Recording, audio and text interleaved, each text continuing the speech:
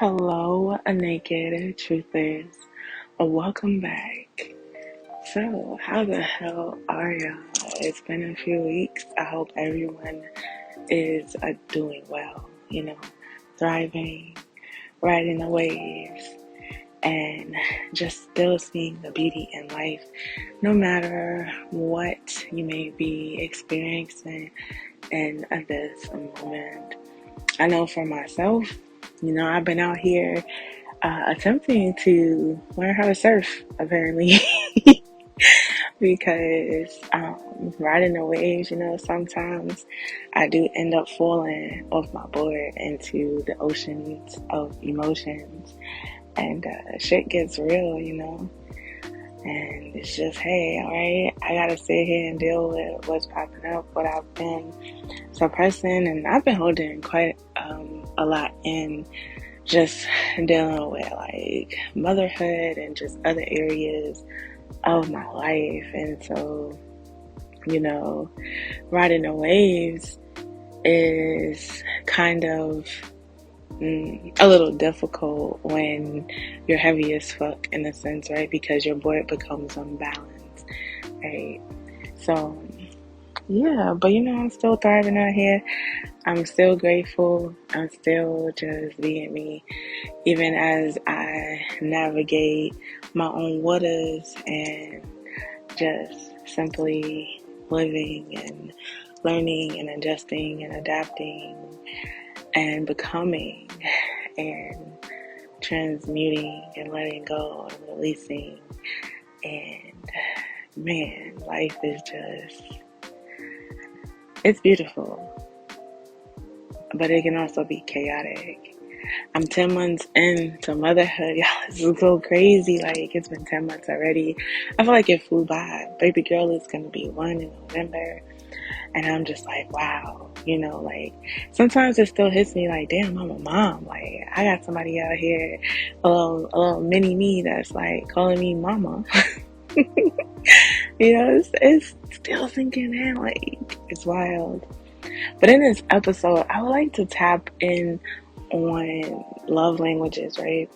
And it was this one particular love language that I never really felt really, I guess, resonated with me. Or like, okay, I don't really need this, or it's not high up on the list. But becoming a mom has changed all of that. And so, before I get into it, if you're not familiar with what I'm talking about, the 5 love languages, right? And I believe it's a book about it. And you can also go on the website and take the test and see where your love language is, where they rank, what's at the top of the list, what may be more so toward the bottom, or I guess less of importance to you in a sense. So for me, first of all, the 5 love languages are acts of services, receiving gifts, quality time, touch, and I am missing one. Damn, my mind just drew a blank. Okay, so bear with me, because if I sit here and think in silence, that's going to be weird, right? Cute elevator music. Which one am I missing for real, though? Um, oh, words of affirmation. Yes, it came to me. Okay, I appreciate y'all patience. So usually when I would take the test, it would rank personal touch and quality time as like my top 2. They'll always be like neck and neck, right? Because those 2 are really important to me. I think touch is super important. And I'm not just talking about sex. I mean like just cuddling, hugging, those innocent touches that doesn't always lead to sex, just a high five, a gentle brush, a massage, whatever, right? And then pair that with quality time. It's a beautiful thing. The one that was usually always at the bottom for me was acts of service, because I'm always like, yeah, I could do this myself. I don't really need anybody to do it. Like, it doesn't matter if my partner doesn't do this, that, and the third for me, right? When it came to certain things. But being a mom has shifted all of that. Now I'm just like, man, I don't even want to ask. Just do. Just do. If you see something that needs to be done, just get it done. And that shit means the world to me. Like, you see the laundry overflowing, just go ahead, wash the clothes. You know, don't even ask me if I'm hungry, just cook. Like, that ass. Like, you know, just do. Like, that's just my motto right now with being a mom, because things become very overwhelming and I don't get to do everything that I would like to do in a day, right? And so sometimes the list piles up, sometimes the clothes pile up, sometimes the bottles don't get washed, and sometimes, you know, it's just like, hey, tomorrow's another day. And so acts of service has become huge to me, because it's like having that task done, having it checked off my list, even if I'm not the one that's doing it, oh my God, it's like so relieving. Because eventually, you know, it does become overwhelming in my brain, because it's like, damn, I didn't get to this today. Okay, tomorrow, then tomorrow comes, and I may not get to it tomorrow. Or if I do get to it tomorrow, that means that means I don't get to whatever else I might have wanted to get to, right? And so it kind of becomes a pick and choose kind of thing. And so I'm realizing that having that help, right? That help that I may not always have to ask for, but it's there. Like, it's like a silent need in a sense, right? It's like, okay, you know, I don't really have the energy to wash the dishes today. It's been a long ass fucking day. The dishes in the sink. Don't just go ahead and say I got you. Wash the dishes. You know, I haven't got a chance to eat yet. It's been all day. Just go ahead and order me something or cook me up something, right? You know what I mean? The baby diapers running out. Just go ahead and restock them. Like, stuff, like just the little things, you know? It just takes, it takes the pressure off in a sense, or just like I said, it's just a sigh of relief. And it's funny because I used to always look at the affirmation and just like, and I mean, not the affirmation, that love language, and just be like, yeah, okay, cool. It doesn't really resonate with me for years, right? And now I'm just like, yeah, you can, what? You can do whatever you want to do for me. I'm all open for the help, you know? And even with allowing the help, because even with 2023, right, with being pregnant and then experiencing like homelessness and living out of a car, like having to ask for help became the only choice that I had. And I know I haven't dived deep into that story, but it became the only choice that I had. And it was like, yo, you have to ask for help. And I feel like the universe, spirit, creator, you know, put that situation into my life to get me asking for help. It was like, what you gonna do? You know, are you gonna continue to struggle? Are you gonna continue to let your pride get in the way? Your ego get in the way, your emotions get in the way, your self-judgment and self-criticism? Are you gonna let that shit get in the way, or are you gonna ask for help? And I had to set all that shit aside within me that was telling me people were gonna judge me or look at me differently or talk shit about me or whatever the case may be, and literally ask for help because I needed it. And so 2023 and even this year has just been the acceptance of, it's okay to need help. It's okay to not be okay. It's okay to hit what I consider, I guess, rock bottom. It's okay for all the shit to just fucking fall apart and come back together again. And sometimes you need to ask for help, and sometimes you're gonna need that extra hand, you know. And it's just knowing who's in your corner, who got you. Because those people that you do ask for help, it should be genuine. And you shouldn't have to worry about being judged. You shouldn't have to worry about them holding it over your head. And so it all depends on who's in your circle. And so the last 2 years, this year, last year, has been all about help, all about asking, all about allowance, all about acceptance of, I need help and that's okay. You know, no, it doesn't make me needy. No, it doesn't mean that I don't have my shit together, even though that's how I be feeling. But it doesn't necessarily mean that, right? Shit happens in life. We all go through our own personal, you know, trials and tribulations, our own experiences, right? Our own challenges and difficulties. Shit happens, and sometimes we get hit with a motherfucking curveball, right? Sometimes we get a whole cooler full of some sour ass lemonade poured on us, okay? And the sugar just don't be sweet enough sometimes.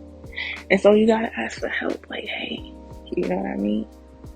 I'm not doing so good right now.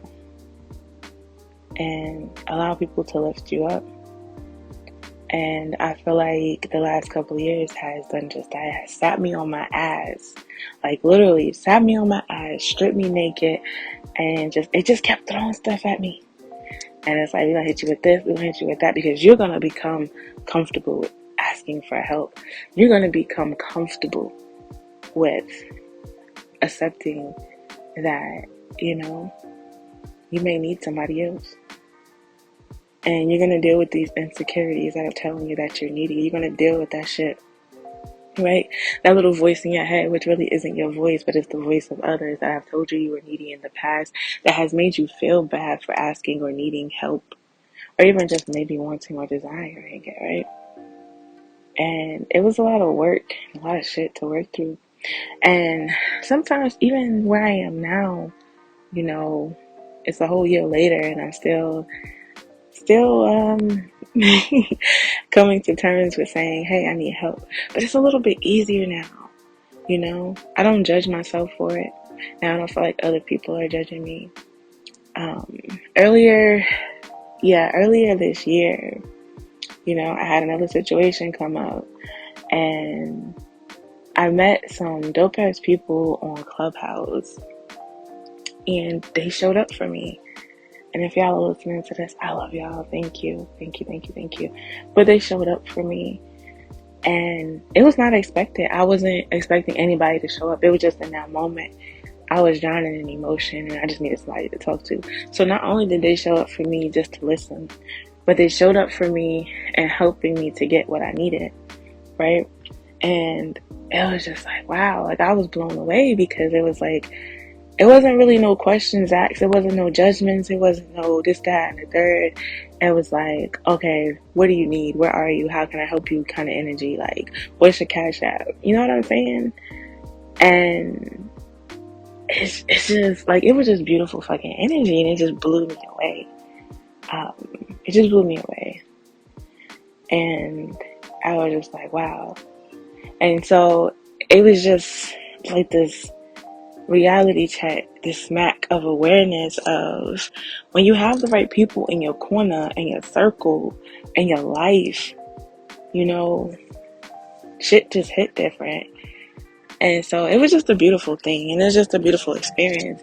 And while life is giving me all these experiences to become comfortable with asking for help, man, it's just so many lessons that I'm learning too. And I look for little ways to pay it forward when I can and how I can. And so acts of service is beautiful. I no longer side-eye it. I no longer put it at the bottom of the list. I no longer feel bad for wanting help, for needing help, for asking for help. I no longer feel bad for receiving help.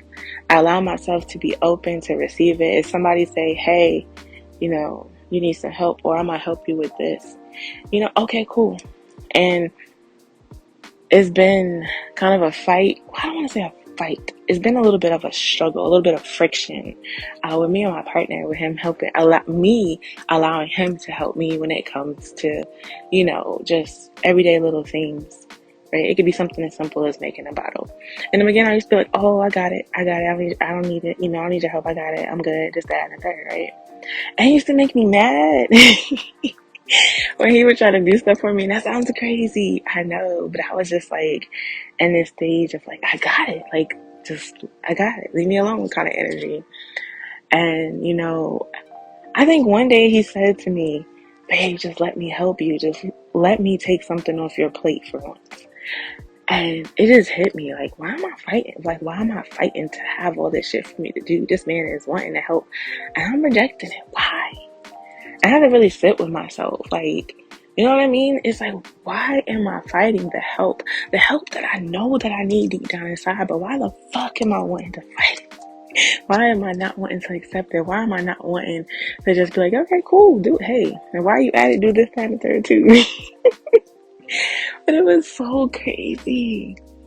And I remember him also saying to me not so long ago, thank you for letting me help you. He's told me that I allowed him to help me more now.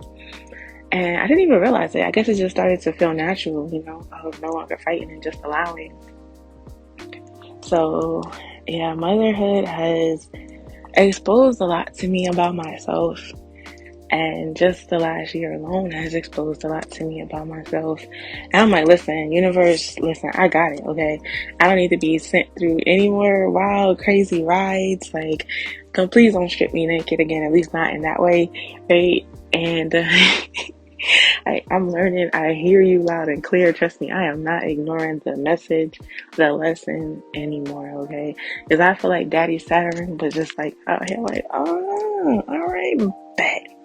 Watch this shit. And he sat me on my ass. And it was not pretty. It was not. And even in being sat on my ass, y'all, I still allowed myself to fucking struggle. And I didn't have to. But I put myself through more intense suffering.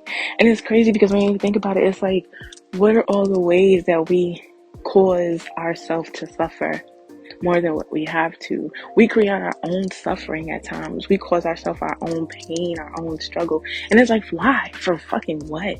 Like, so to take a moment, and what are the ways in this moment or in the past, right, that you have allowed yourself to struggle? You have caused your own suffering. You have just brought hard times onto yourself, and why? What are the times that you rejected help, and why? What are the times that you allowed your ego or your pride, your thoughts, that voice in your head to get in the way of help, of your blessings, of your lessons? Like, why? Why do we create our own suffering? Like, for what? You know? We be out here being our own roadblocks, and it's wild. We out here being our own roadblocks at the same time trying to manifest what we want to come in to clear the roadblock, but won't get out the fucking way because we are the roadblock, but we trying to manifest. And it's like, yo, you got to get out the way first. You got to go sit your ass down because you the motherfucking roadblock and don't see because you got these old rose-colored ass glasses on, right? It's giving Neptune. It's giving Pisces energy, right? But it's just like, yo, what's really good in this moment? So, yeah, I just wanted to come on here and share that because it's been on my mind, the whole love languages thing, and just seeing where I am now and seeing how far I've come and just seeing how things have shifted for me. It has been just, like, just I guess a moment of reflection. And I'm just curious, like, if y'all have taken that love language test, where do you stand? What's your top love language? And which one do you really not pay much attention to or feel isn't, that necessary for you? Well, thank y'all for listening. I appreciate y'all always. Thank you for being here. Thank you for showing up. Thank you for supporting me. Thank you for just being dope as fuck. I love y'all. Stay tuned for more episodes. Life is fucking beautiful. It's as beautiful as you allow it to be. Before I close out, I just want to say I do believe there are more than just 5 love languages, right? I'm gonna host an episode on love languages, but I do believe it's more than just the 5 because music can be a love language for me. Okay, and so can poetry, and so can food. But anyway, we're gonna get into that another day. I love y'all. See y'all next time. Peace.